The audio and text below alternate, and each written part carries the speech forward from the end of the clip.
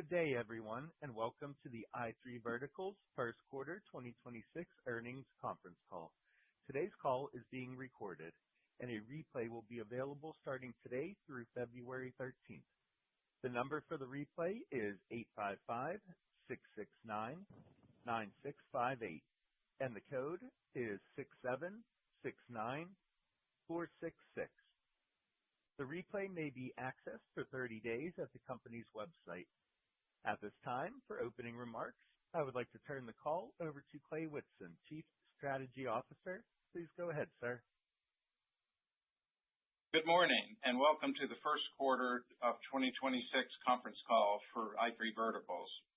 Joining me on this call are Greg Daily, our Chairman and CEO, Rick Stanford, our President, Jeff Smith, our Chief Financial Officer, and Paul Christians, our Chief Revenue Officer. To the extent any non-GAAP financial measure is discussed in today's call,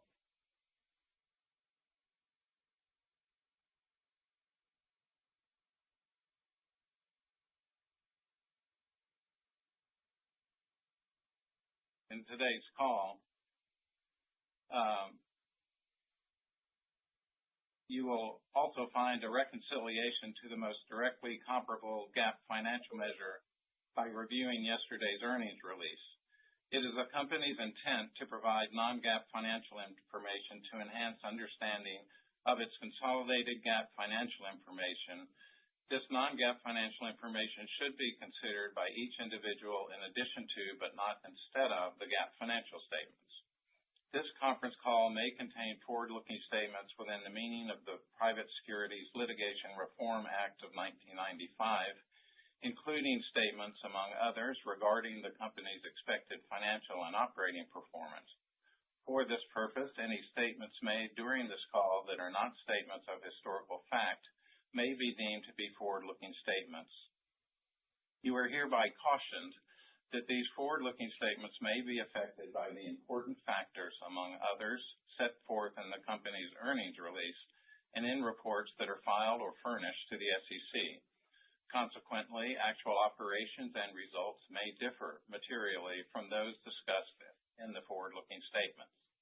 Finally, the information shared on this call is valid as of today's date, and the company undertakes no obligation to update it, except as may be required by applicable law. I will now turn the call over to the company's Chairman and CEO, Greg Daily. Thanks, Clay, and good morning to all of you on the call. We're excited with the start of 2026. As we anticipated and guided the market, revenue was only up 1% over prior year's Q1. But recurring revenue was up over 8%. More closely reflecting our expectation of long-term growth. SaaS revenue led with over 24% growth. We've now had 4 quarters in a row over 20% SaaS growth, and we see that number staying north of that level through the year. While our recurring revenue sources, professional services, and license are both down, we believe our focus on recurring sources will carry the day. We're very excited to announce our latest acquisition. Rick will share more, but this is a deal we're very proud of. Our best deals tend to be the ones we source ourselves, and this is the latest example. It is a perfect fit within our transportation market. You will always be surprised at the durable, sticky, niche software solutions you will find in the public sector. Well, here's another one. Helping states early detect uninsured motorists is only possible because of thoughtful, well-executed software business solutions like this. Because they already have integrations with the insurance carriers, they have an incredible defensive market positioning, and their growth is compelling. The team that built this business is staying on, and we couldn't be more excited about what we can accomplish together.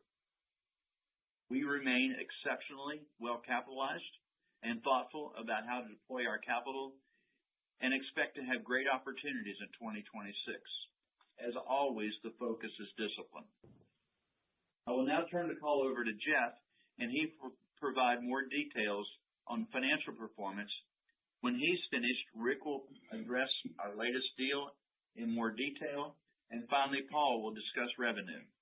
And then we'll open up the call for questions. Thanks, Greg. The following pertains to the first quarter of fiscal year 2026, which is the quarter ended December 31st, 2025. Please refer to the slide presentation titled Supplemental Information on our website for reference with this discussion.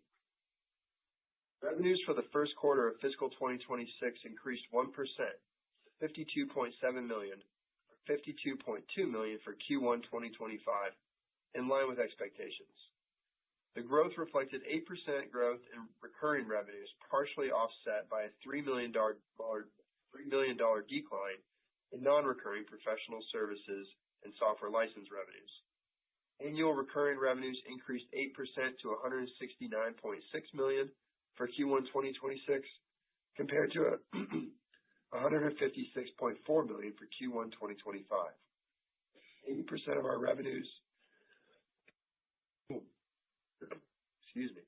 80% of our revenues for the quarter came from recurring sources, driven by SaaS revenue growth of 24%, transaction-based revenue growth of 12%, and payments revenue growth of 8%.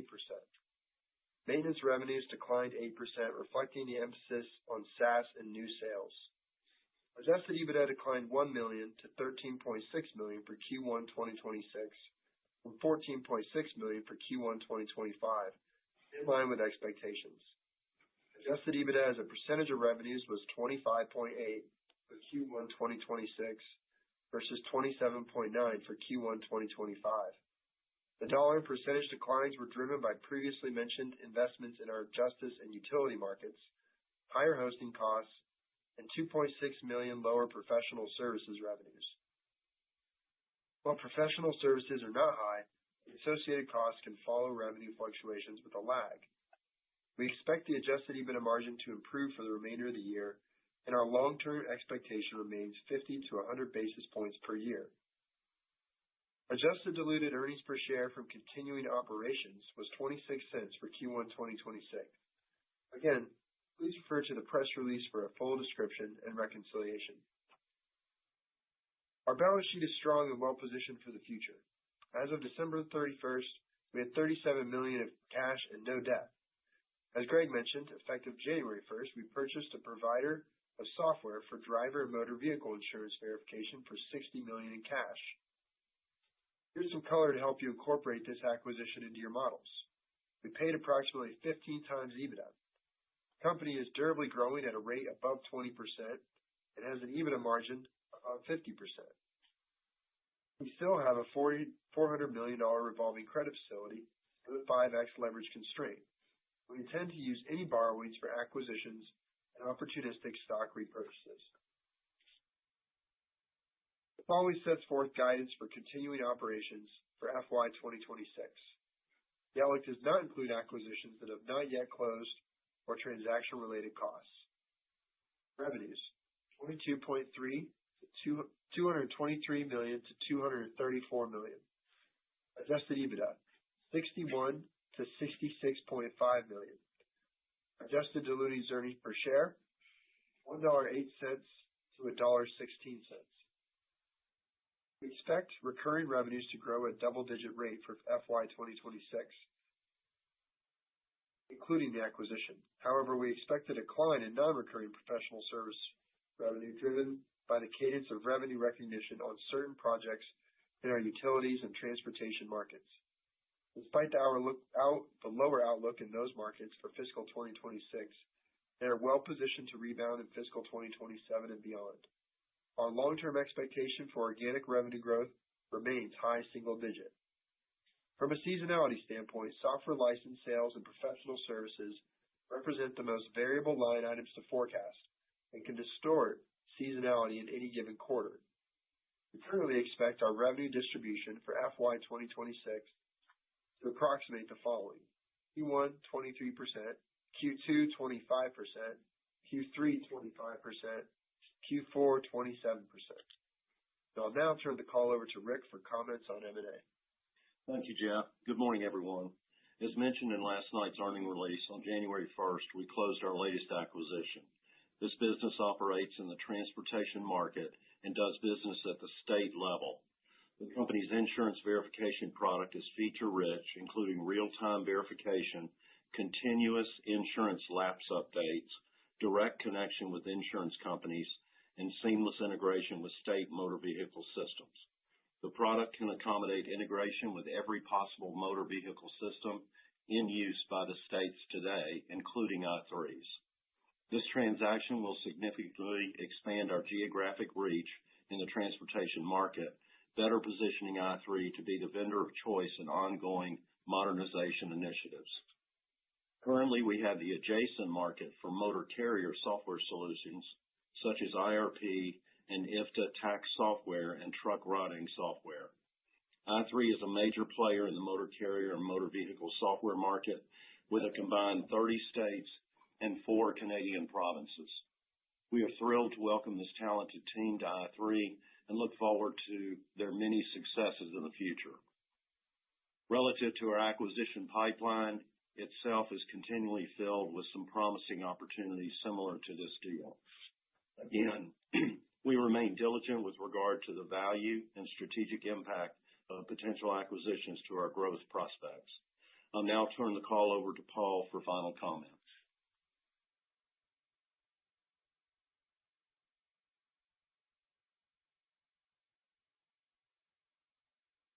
Paul, you may be on mute.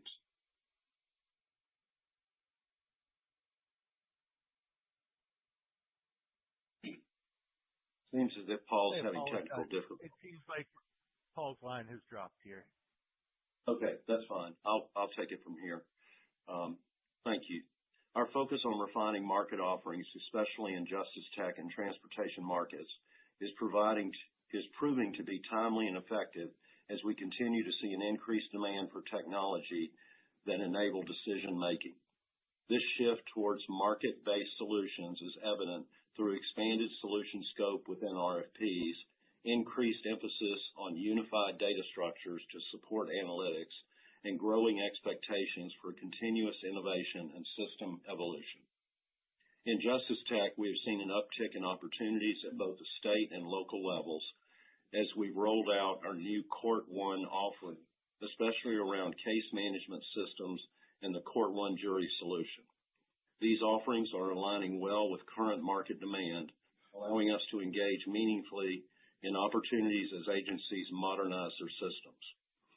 We are excited that the market leader of electronic insurance verification recently joined the I3 family.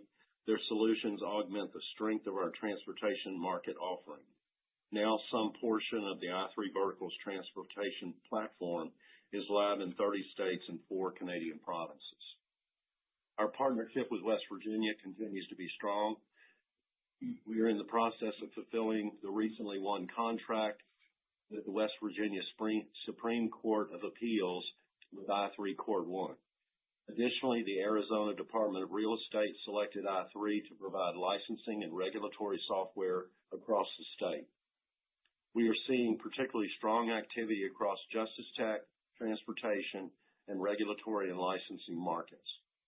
In addition, I3 Education is realizing the investment in I3 Marketplace. I3 Marketplace is a portal providing unified access, complete with SSO, single sign-on, and MFA, multi-factor authentication, to all I3 education models. It supports students, parents, and administrators across schools and districts. I3 continues to gain traction with AI-enabled solutions.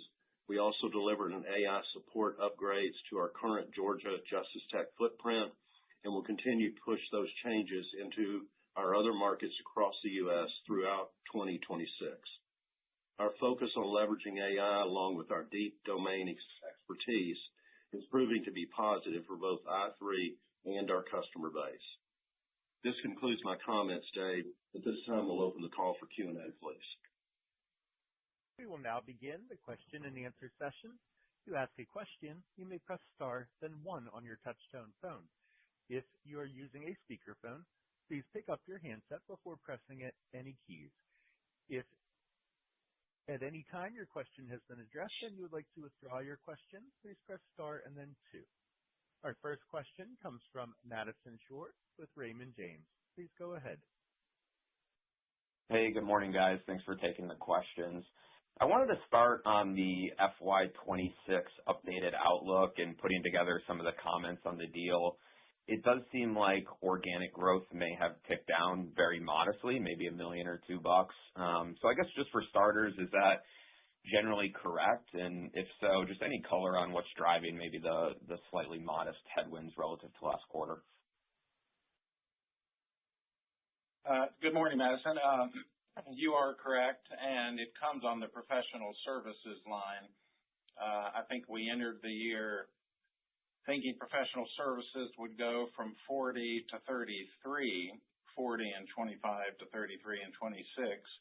Our current view is that it'll go to $31 million on professional services.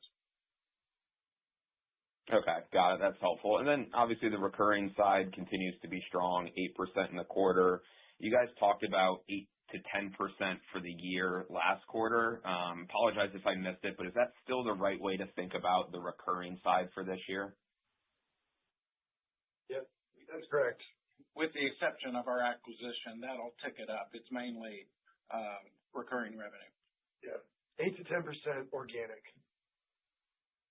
Okay, awesome. And then if I can sneak one more in, just on capital allocation, obviously, you guys did a deal. M&A is a key part of the strategy, a differentiator for you guys. But, just given what we're seeing in the market and the dislocation for your stock in particular, would love to just hear your thoughts on, buybacks versus M&A here. And it does look like you guys might have bought back some stock in the quarter. Just any color on kind of the quarter itself from a buyback perspective as well. Thank you. Yeah, there will be more information about that in our 10-Q that comes out here, but to get out in front of that, yeah, we did buy back a significant number of shares this last quarter. The outlook and approach has always been for us to be opportunistic with buybacks. We're in a really good place on our balance sheet. We think that our stock is inexpensive and a great investment for the current shareholders of the business at the levels we've been at. So that will continue to be the approach go forward. But you'll see a little bit of reporting about that in terms of quantity in the 10-Q.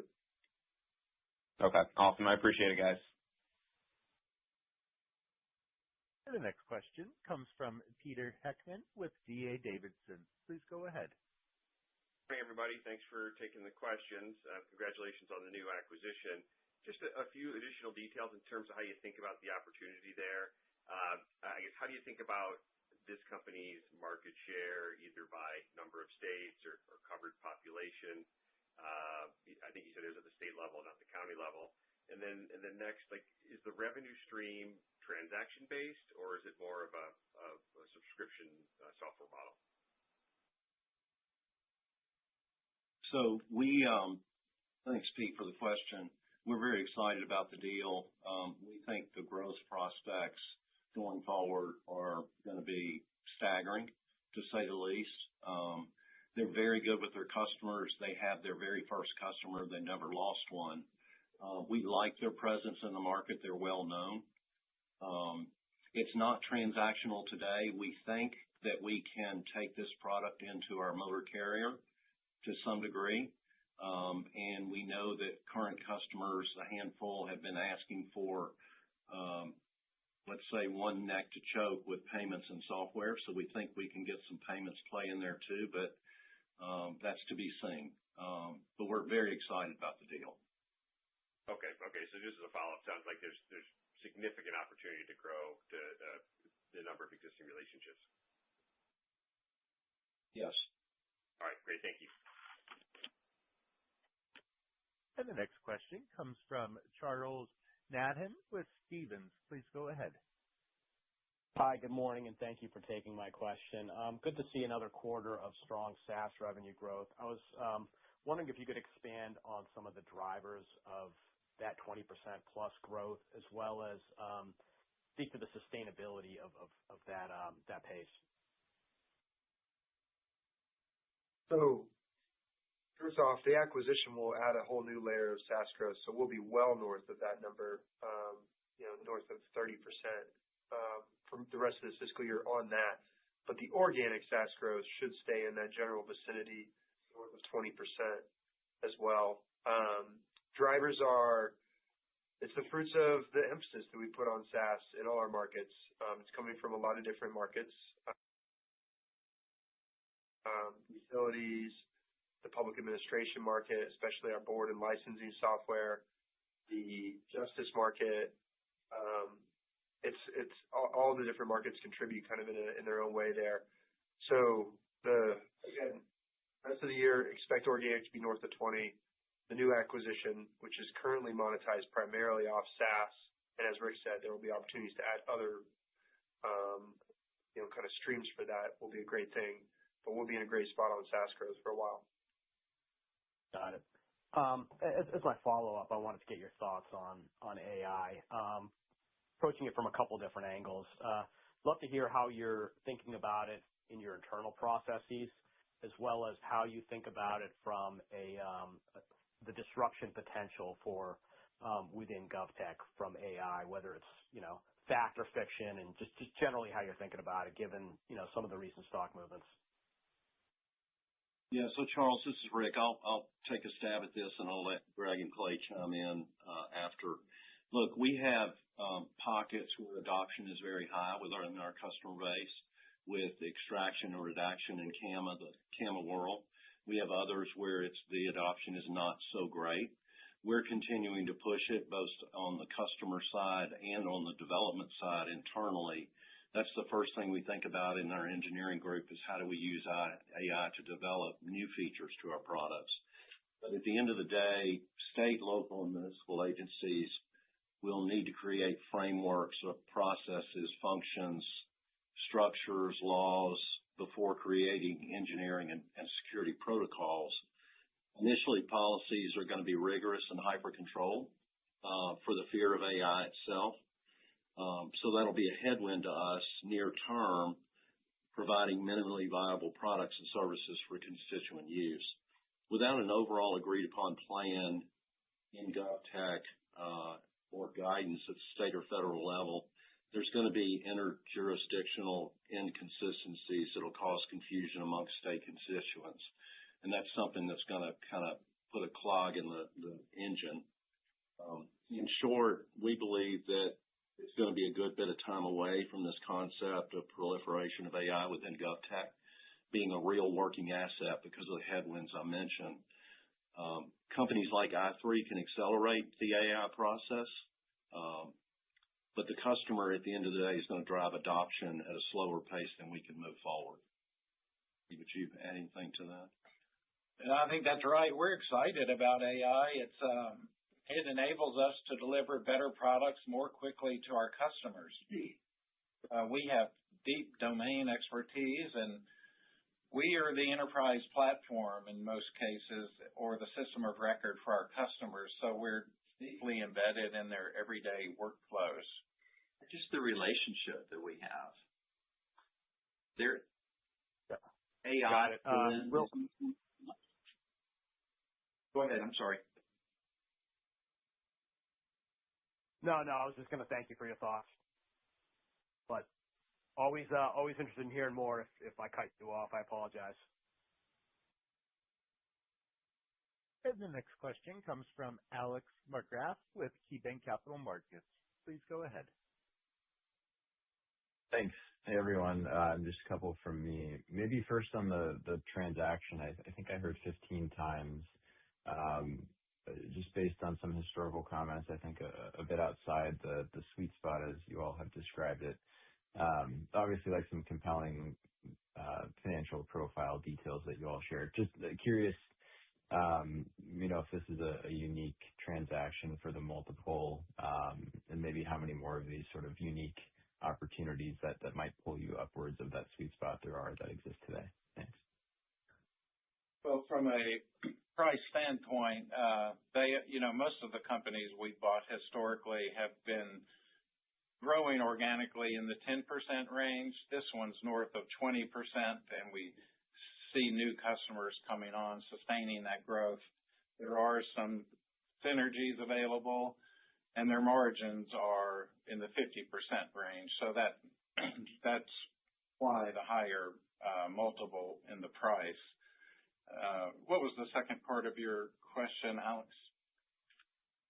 Just as to whether or not there are more of these types of deals out there or in the pipeline that might sort of, pull you up outside of that sweet spot for good reason, but notably pull you outside of that, upper end that you've historically paid for deals.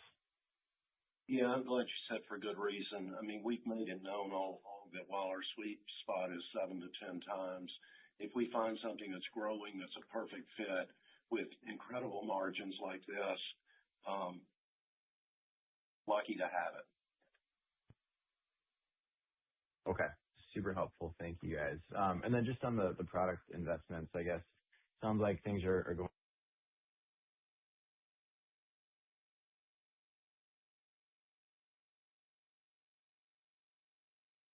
the right way to think about it. And then just, any changes to how you're thinking about that spend for the rest of the year would be helpful. Thanks. I mean, it's a continuation of what we introduced in our third quarter report last year. The investment in advance of revenues, we're glad we're doing it. It's a coordinated plan. Really nothing's changed there. Okay. Understood. Thanks, everyone. Appreciate it. Thanks, Charles. This concludes our question and answer session. I would like to turn the conference back over to Greg Daily for any closing remarks.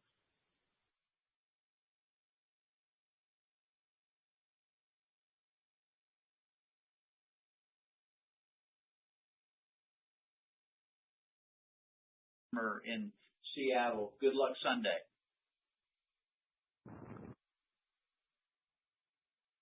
The conference is now concluded. Thank you for attending.